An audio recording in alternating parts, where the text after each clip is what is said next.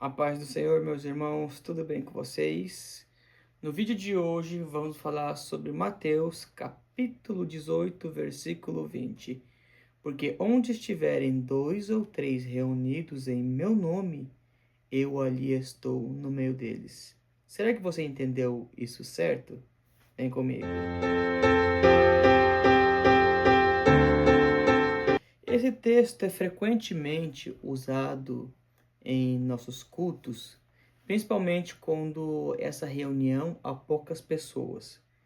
Então, como palavra de efeito, quem está no púlpito diz: Mas a palavra de Deus diz que onde estiver dois ou três no meio, eu estarei no meio deles. E assim cria-se uma interpretação errada do texto, e ao longo das décadas essa interpretação parece se tornar verdadeira, quando na verdade não é isso que o texto significa. Se nós analisarmos ele do versículo 15 ao versículo 20, pegando o contexto, e se ainda pegarmos o contexto do capítulo 18, versículo 1 ao 14, nós vamos ver que não tem nada a ver. Então, vamos analisar o texto e vamos procurar entender o que ele significa.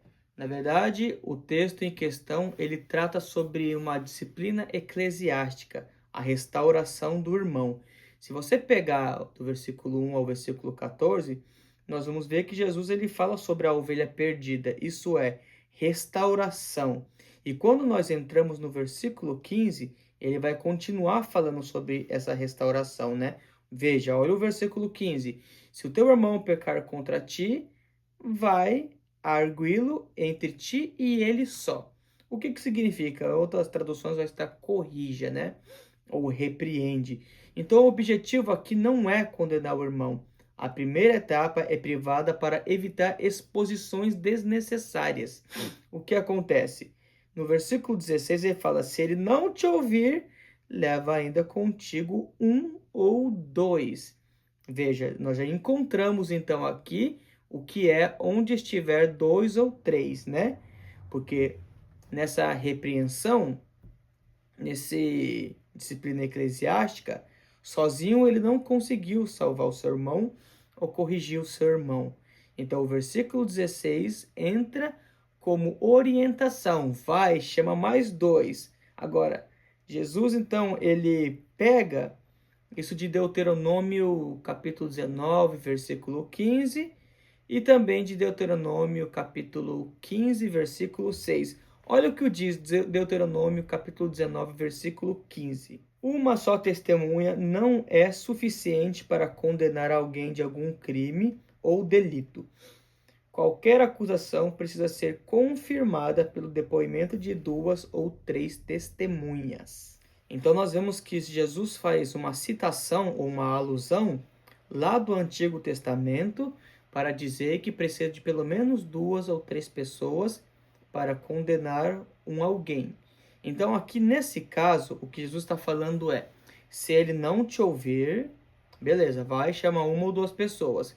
Se ele não ouvir também essas uma ou duas pessoas, que serão suas testemunhas, leve-o à igreja. Aí sim, já é uma coisa mais pública, né? Entre os irmãos da igreja. E se ele não ouvir nem mesmo a igreja, então nós devemos considerar ele como gentil e publicano. O que seria considerar gentil e publicano? Um alguém descrente, um alguém que nós não podemos chamar de irmão. Por quê? Porque ele não está na verdade, ele não quer ser corrigido nem por uma ou duas pessoas, nem por duas ou três pessoas, perdão. Ele, na verdade, ele é um gentil e publicano. E aí sim, Jesus diz, porque onde estiverem dois ou três. Veja essa expressão porque, ela é um porquê de continuidade. O que aconteceu anteriormente, nos versículos anteriores, vai resultar o versículo 20. É como Jesus estivesse falando assim. Estão vendo esses versículos anteriores? Então, não quer? Então, nesse caso da pessoa, ele não quis, eu estou dizendo para vocês. Porque onde tiver dois ou três testemunhas, para repreender, para corrigir o irmão, eu estou no meio deles. Então, esse texto, nós não podemos usá-lo para dizer que, por exemplo, o culto está vazio. O culto só tem 5 pessoas. E o pessoal do púlpito diz, mas a palavra de Deus diz onde estiver 2 ou 3 reunidos. Isso é errado, por quê? Porque a partir do momento que você está sozinho, então Deus não está presente com você. Imagina que no culto ninguém foi. Aí o pregador ou a pessoa que está no púlpito está sozinha. Vamos dizer que isso aconteceu. Quer dizer que Deus não está presente ali, né? Quando na verdade a Bíblia diz que até quando nós formos orar, é para entrarmos em nosso quarto sozinho, fechar a porta e falar com Deus, e o vosso Deus que está em secreto vos recompensará. Provando que Deus, mesmo nós sozinho, ele nos ouve, ele está presente, ok? Então, se nós pegarmos esse texto e aplicarmos dessa forma errada, Deus não estaria presente quando você está sozinho. Mas como essa não é a interpretação do texto, então sim, Deus está conosco quando estamos sozinhos, quando estamos orando, quando estamos clamando. E que na verdade esse texto ele é para tratar de uma disciplina eclesiástica. Então, onde estiver testemunhas, você pode corrigir o irmão. Se ele não ouvir, chame mais pessoas. Corrige de novo. Se não ouvir, aí chame a igreja. É isso que esse texto significa. Então, para concluirmos, Mateus 18, 20, não é uma promessa de que Jesus só está presente quando há pelo menos 2 ou 3 pessoas reunidas. Nenhuma garantia de que qualquer pedido feito em grupo será atendido.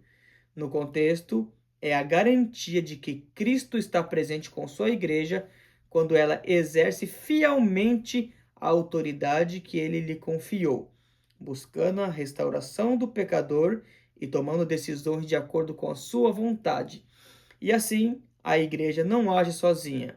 O próprio Cristo está no meio dela, aprovando e respaldando aquilo que é feito em submissão à sua palavra. Então, uma frase ainda importante. Onde a igreja se reúne em submissão a Cristo para cumprir sua vontade, Cristo está presente para dirigir, sustentar e autenticar sua ação. Ok? Então, nós corrigimos hoje essa interpretação errônea que muitas pessoas carregam por décadas. Deus abençoe, irmãos. Fiquem na paz de Jesus.